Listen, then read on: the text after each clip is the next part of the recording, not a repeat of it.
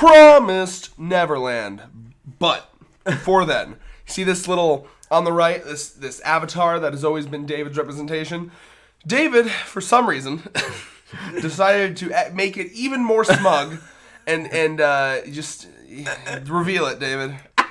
I hate it. I love it. God, look. No, it's awful. I love it. Is it any worse? We're swans. Where's fucking swans? You don't have swans on here. Did you just close OBS? No, I memorized it. His just looks like something out of some sort of B-rank horror movie. I just look like the smug producer guy. What does it remind me of? Do you ever watch Fairly Odd Parents? You know the genie from... Yeah, I'm wrong! Bro, I'm going to edit that up too. The genie from Fairly Odd Parents. Tell me I'm wrong. You're not. He's like, hey. You're just pure scum. You've just... Utena... This is just how our artist sees you now. She just... You don't even got to ask her. It's just like, yeah, this is what you are. I did say, make my smug face in Lelouch's garb, and she did Emperor Lelouch's garb with my smug face. But to clarify, you didn't say, make my face smuggy. You just... it's grandfathered in that you're smuggy. Well, she had a current hair photo of just me from the fucking server. She's like, I'm gonna make him look as much like an asshole as possible. God, I hate it. I love it. It fits me. It's gonna take so much getting used to. All right. It's better than fucking Destiny. Oh. All right. Anyway, promised fucking Neverland, bruh. All right. This chapter honestly changes my entire perception on what I expected.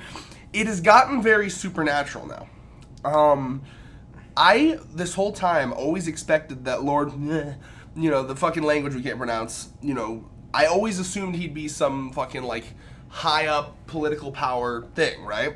But it's almost looking like he's more of a literal god, like a bending space and time, literal like master of realms god. And he's also small. Right. It's given me, we've seen this before in some, I can't think of the show right now, but I know that this is a thing that I've seen in a couple things where, like, the little kid, like, remember fucking Yu Yu Hakusho, the little baby? Right. I've seen that in a couple things, so yeah. Or Baby Beale from Beelzebub. Yep. Mm-hmm. So, it almost, I don't know if it's supposed to represent, like, innocence, purity, like, I've seen it in a couple things, but, like, it's interesting, because... Or complete assholishness. Because is he toying with them, or is he actually trying to help? It's weird. I don't know. I almost wonder if... okay, so let's go right back to the beginning, right? So when she sees this vision, and immediately it's like you get a lot of context clues as to what could have happened. Let me just go back real quick.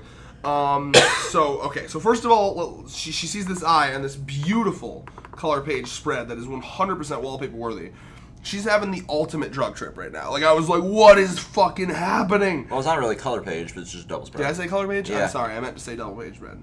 But, like, especially, like, with the fucking, like, it's just, oh my god. It's like, she just took a hit of acid and just, like, fuck everything. Yeah. I'm on cloud nine, and I smell colors. Well, it was especially when, like, you see how she's like upside down in this one panel? Right. The way I see this, like if I was directing the anime, I assume that this is like that's her. In the opening. Well, no, either that's actually a good idea, but I was seeing it more as like she's like falling down, like she's falling upside down through this. Falling. Yeah. So we see worship happening here. So demons come here to most likely worship Lord. Then we also see that to me it looks like the promise, the original promise. Right. Happened here as well. I'm just the shaking of hands. Yep. We see massacres and shit like that. Let's just appreciate the masks this motherfucker's wearing, by the way. This one right here? Yeah. Yeah, I mean, the masks are always ordained. But it almost looks like there was multiple versions of this promise, because you see two people shaking hands here, and then you see more differently garbed people shaking hands here. Oh, yeah. So it almost seems like every however many years, the humans and the demons come here to reaffirm this promise that they have. And that's still haunt fuckers or farm fuckers or whatever. To me, it seems like they came to like an agreement where it's like, in their mind, this is the best way to avoid all-out war. Like sacrifice the few. Let's get political here. Yeah. How much do you think the humans try to manipulate the odds more in their favor every time? Oh, right. Like, let's see if we can sweeten this deal a little bit. Right. And do you think that their political leader is like, it's a terrible deal. It's terrible. It's a terrible promise. We didn't get anything from it. But sir, they literally don't ever attack us or anything. Terrible. Terrible. We need more drones. We need a space force. Yes. Making it on the nose, I see. But so so what do you think?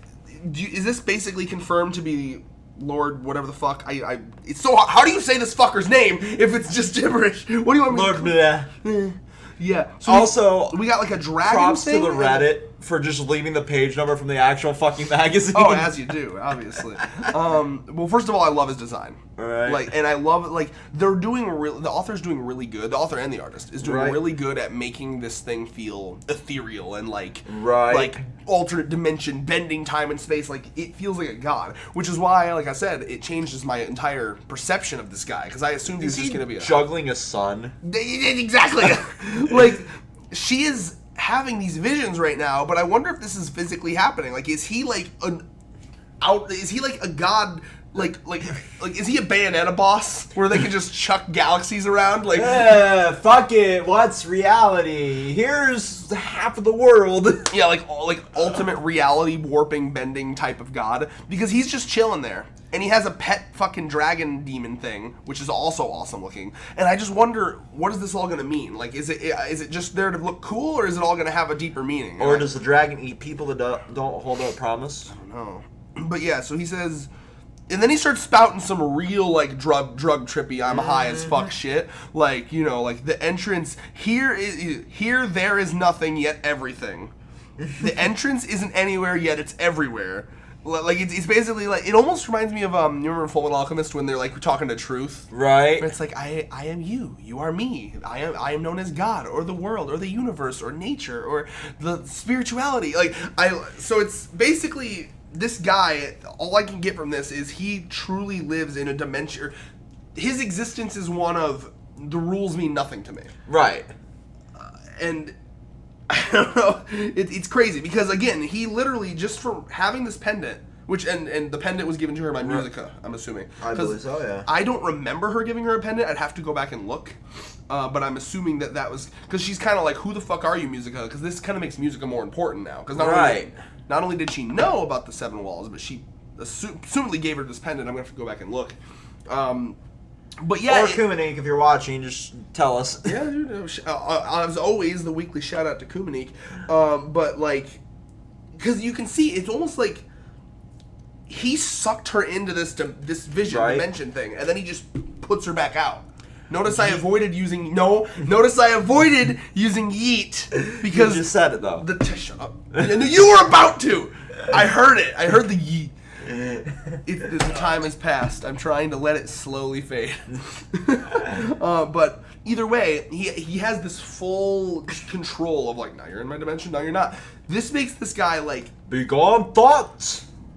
To me, this almost confirms that he's not like a bad guy or a good guy, because if he was like on the demon side and he had this much power, that's, you know, like... Oh, is he just playing like some child? Is this some game to him? Like there's actually a quote in here. Now then, let's play. Let's play. Let's play. Oh, shout out to Ray Narvaez Jr. But yeah, I mean, what's your thoughts? I've been talking for most of this review, David. Dude, contribute. I want to know what the fuck is up with this goddamn dragon. First it was a monkey. He's always about the animals. It's never the like, dude has a fucking dragon. You think I'm not going to touch on it? Demon dragon. It was a demon monkey, but we still called it a fucking monkey. Fair enough. But it's cooler when it's a demon dragon. It is. I know, but like, does it eat humans? Does he feed it? Does this thing exist in perpetual nothingness? Does it need? Yeah, I need to know. And also, it's kind of not fair because I'm gonna guess that the humans don't have an all-seeing ethereal god, unless the Christian god's gonna come in on this shit like, hey, what's up? Hey, oh right, you're still slaves. Got it. Turns out, I'm not the only god. Sorry, I lied to you about that. Turns out there might be a million interpretations of me. Maybe a million versions of me. I like the idea that in this universe, like, because at first I was gonna say that would make deal making awkward if it's like, hey, turns out the god takes our form. He likes us better, unless it literally is a Full Metal Alchemist thing where whoever is like looking at the god, praying to the god, like it takes image of something that they understand. You know, like maybe if a human is talking to this god. So what happens if they're talking to this person during the deal and they're an atheist? Probably like a fucking sun or a star or something, like because atheists, believe it or not, they try to say that they don't have a belief. They have a belief system. There is the belief system of not believing, or the belief system of science. Right. That's still a belief system. So I assume it could take if we're going really down this deep theory rabbit hole of it taking different forms, it would probably be like, I could see it being like a black hole or a star or something that seems so out of reach and vast and incomprehensible, but still to a non-believer. Right, so how about agnostics? I assume just it would probably have to reach into your like subconscious, because like it's weird comparison, but like the first thing I think of is in Invader Zim. There's a scene where these aliens are coming to talk to Dib, and they turn into a pair of floating tennis shoes. And he's like, why do you look like tennis shoes? He's like, we have assumed a form that your mind can comprehend. So he's like, but before you just looked like aliens. Silence! So I just assume it would just reach into your subconscious and pick something that... Because it's either that or the god is literally a demon god, but the humans don't have a god, unless we're going to find... These are the questions I have. Like, that seems like unfair. Like again, you're talking about this like Trump metaphor where they have like a leader. If I was the Trump leader of their fucking world, I'd be like, it's unfair. They have a god. You think this deal is fair? They have a reality warping, manipulating god, and we just have politicians. Bullshit. Worst deal ever. Yeah. So either the humans have heresy. Either the humans have a I god. signed it off like it's Trump tweet. Terrible. Explanation point. Kofefi. Yeah, I was just gonna say Kofefi. It'll never die.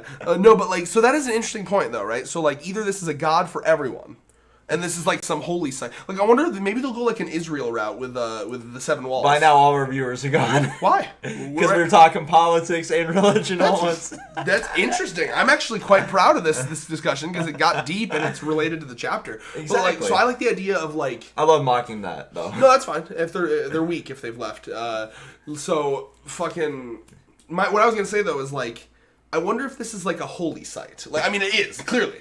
But I wonder if it's a shared holy site. Like, is it also a holy site to the humans?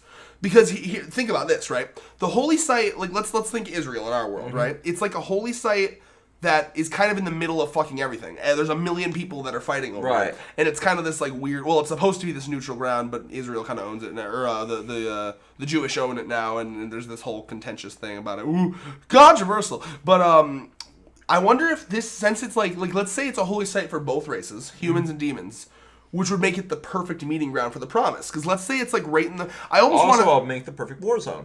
Indeed. And I imagine it was a war zone. We saw genocide. Right. So I imagine it was a war zone for a while until they made the promise. And then the promise would have been overseen by God himself, if you think about it. Controversial. No, it's not. It's a fucking series. It's a I know. So I like that idea that like essentially I'm imagining that the seven walls here are like right on the border, or either they're on the border of the human and the demon world, or it's like some neutral zone that both races own. It's the Gaza Strip. I kind of kind of like our space treaty, like the moon. The moon is not allowed to be owned by anyone. You know, although we technically have a McDonald's on it or some shit. What? It's some conspiracy theory that I've read. Like, there's a fucking McDonald's plot bot or some shit. I'm like, what the fuck? It would be American to buy. It would be pointless. What customers would they have? If we were to ever colonize the moon, that would be a perfect prime capitalist marketplace. Well, to quote the Gorillaz song Magic City, look, there's a billboard on the moon. You're basically saying, like, yeah, we will not stop with the advertisement. We would do it if we could. But yeah, it's fucking ridiculous that we've got this little Stonehenge fucking thing that's a fucking eye, though. Bro, if anyone's ever read Junji Ito's Uzumaki, I got massive Uzumaki vibes from this. I love it. It's terrifying. But wait. If that's the eye, and they're going back, and they got this year and a half, right? Well, that was kind of the time limit she had sent to go and save them. Because I think it was something like, by then they might start sending people off to be eaten again or something. Right. That's the when Phil would be harvested, I would assume. Something like that. Yeah. I think they calculated it, and it was like the minimum amount of time. Yeah. But like, if we have a year and a half, and we've already found those Cat Vidala or however the fuck you say it. I'm not even gonna try. I slaughter me in the comments for my bullshit and the Come on, Nick. And the pronunciation of it. But if we have a year and 6 months, how far away are the 7 walls there and back in months? Because it was 52 days here. That weirded me out. Like, that was such a quick jump. And I now Mr. Wash told us about this, and it was on the Reddit. Now, what did they say? Was it like 20 to 30 volumes that they said they were aiming for with this series? And we're at 11. Yeah, so that would mean anywhere between like 30 to 50% complete with the series. Which, yeah, okay, I mean, that's fine. It's a nice little Full Alchemist-y style. I think it could be done, but they've already kind of weirded, like, it's not going to be as We have how many chapters, or how many volumes do you think are going to be devoted to Goldie Pond? 2, 3? It depends on when it start. When did the Goldie Pond arc start? It was like in the 50s? Let me see. It went to like... I think it was somewhere in the 50s when she got into Goldie Pond, or 60s, so it'd be 70, 80, 90. Probably like 4 volumes. Three or 4 volumes would be Goldie Pond. Promise Neverland, Goldie Pond are... But yeah, while you're looking that up, I'll say my only issue, if they're going for like a Full Metal Alchemist style length to it, it already doesn't have the tightness and like the really neat pacing that Full Metal Alchemist felt expertly paced, in the sense that like nothing felt like a waste of time. Chapter 64 was the beginning of being there. 64 to when did it end? It was like mid-90s, early 90s maybe. So 3 volumes. Okay. They're usually around 10 chapters. Yep. But yeah. So that's kind of the thing that weirds me out about it, because the Goldie Pond arc felt like an arc designed to be put into a series that wants to run for like 40, 50 volumes. Right. It felt like let's waste some time here. I didn't really get a lot from that arc, and I don't see the point of that arc still. And maybe I could eat my words if something comes from it, but like... Well, I mean, where you potentially could have some character development from the characters here. But, there's 10 volumes right now, apparently. Volume 10 came out in Japan on August 3rd, and that went up to chapter 88. And then, yeah, so volume... So yeah, we fucked that up. So volume 11 will be the end of the Goldie Pond. Okay. So that's a little more feasible. Yeah, that's why I wanted to Google this. So I'm probably going to cut out our being stupid there as well. Right. So, yes. So that would mean what we're reading now would be like volume 12. Okay, that's a lot fucking better. Yeah. This is why we Google. But... So... To me, chapter-wise... I don't see it, I think, because it's just going to be just like Oda. You know, they say 20 to 30 volumes.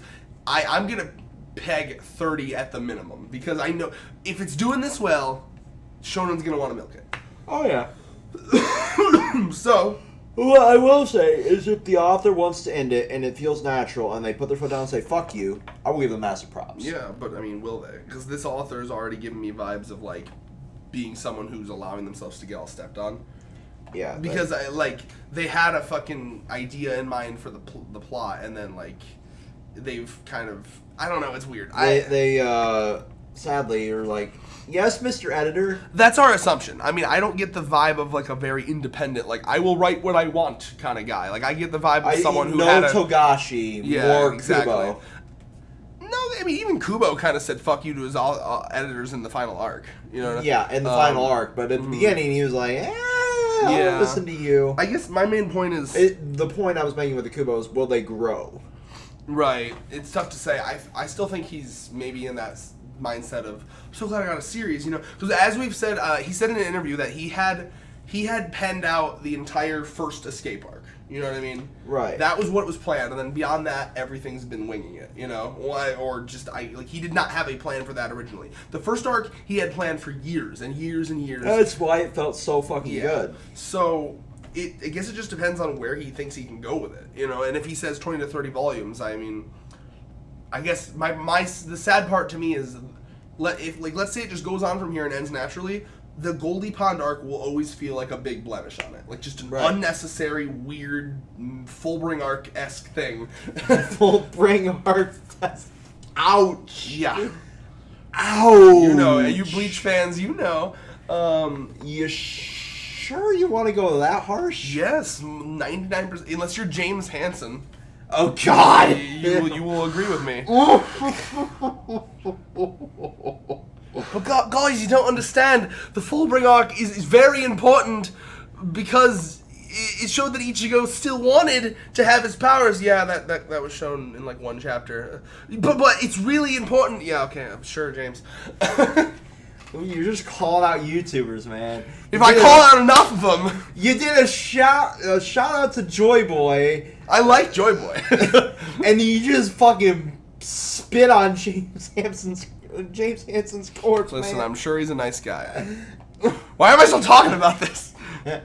Listen, just find another series to like, my dude. Bleach is dead. It's been dead. Let it die. And now, if they pick up Burn the Witch, you can have Bleach too. It's just, it's uncomfortable how obsessed this man is with Bleach. My favorite series is Hunter x Hunter. We're still going. Yeah, fuck it. My favorite series is Hunter x Hunter. You don't see me fucking talking about nothing but that. In fact, okay, so here's a perfect example. Bleach has been over since October of 2016, and he still finds a new fucking video 2 to 3 times a week about Bleach somehow, right? Hunter x Hunter's been on hiatus for like 6 months now, and I can't think of anything to talk about right now. Like, I've done, you know what I mean? Like, I'm not gonna fucking stretch it out. Like, guys, there's a Hunter x Hunter mobile game coming out, which there is, by the way, apparently. Oh my god! We're gonna talk about this for 7 months. God. Oof. Well, that was weird. Final Promise Neverland thoughts, David? Okay, so the medallion thing, awesome, pretty sexy. I wish like somebody would make that on Etsy. Someone should. That'd be cool. But like I was saying, how many chapters do you think this was going to take to get from point A to point B here? How long will it take to get back to It depends on if they keep doing the fucking the one panel. It's been 52 days. Excuse me. It depends on how they keep Gokuing it. Yeah. It's gonna be 3 chapters from now, and they're gonna be like 18, and like holy shit, how'd this happen? Oh fuck, Phil's dead. Oh shit, we split time and space here while we were in that little fucking pocket dimension. Oof. Oh, sorry, Phil. I hope you were tasty. Tasty.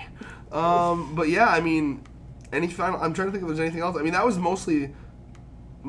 It's mostly just the drug trip. Honestly, I don't think there's much else. I want somebody to make like a statue of the little fucking chibi god and the dragon. Yeah, that'd be a fucking cool figure. If he becomes more prominent, that'd be kind of cool. When we get Promise Neverland merch, Oh fuck yeah! I want that to be a thing. Speaking of, like, by the way, this whole scene in the anime is gonna be sexy. Right? Like, this is gonna be like, this is one of those things where I read it and I was immediately like, this is just made for the anime. Like, right? It's gonna be fucking psychedelic and crazy and yes. So yeah, I mean, I think that's basically everything. Any predictions? Do we see Chibi God more? So, are they saying that they're going back to the shelter? Like what are their plans here? Like, what are you getting out of this? Like, what are their? They said they were going back to the shelter. This confuses me. Okay, hold on. Let's return to the shelter. Why? Why though? It's just weird how many. That's something that's kind of weird about this series. It's like, all right, we're going out. Now we're going back. Now we're going out. It's been. I guess it just feels very unnatural. I don't know. I mean, sure. If maybe they're going back to the shelter to do some more library-esque research. Who knows? Honestly, I'm just along for the ride at this point. My entire perception of this series has been changed from this chapter, so it's hard to do predictions. I thought this guy was a fucking political figure until today, and now I found out that he's like a chibi protect god. A chibi protect god. Oh my god, dude. Yeah, look at him. I mean... You don't know how cute he is. He could be adorable. Yeah, he could be. And he can also be terrifying. Well, I always assume adorable first. You always assume adorable first. Adorable until proven ugly, David. Like, that's why... Why do you think that my online dating career is so fucking fraught with mishaps. Oof. When you're talking to someone with text, and Ooh. Ooh. I can't say shit there. you get it, don't you? And no, because I don't date online. I just use Tinder. I Tinder. There's a completely and is that not adorable until proven otherwise? Have you never had like oh, this person looks like a mid-20s punk girl with rainbow hair because that's what you're into, and then they come in and they're like, hey, they smell like 2 packs of Newports and a goddamn it's like a fucking Swisher Sweet. It's like the cat lady from fucking Simpsons, you know, like oh. This is my dick sucking throat. Holy abort! Peace.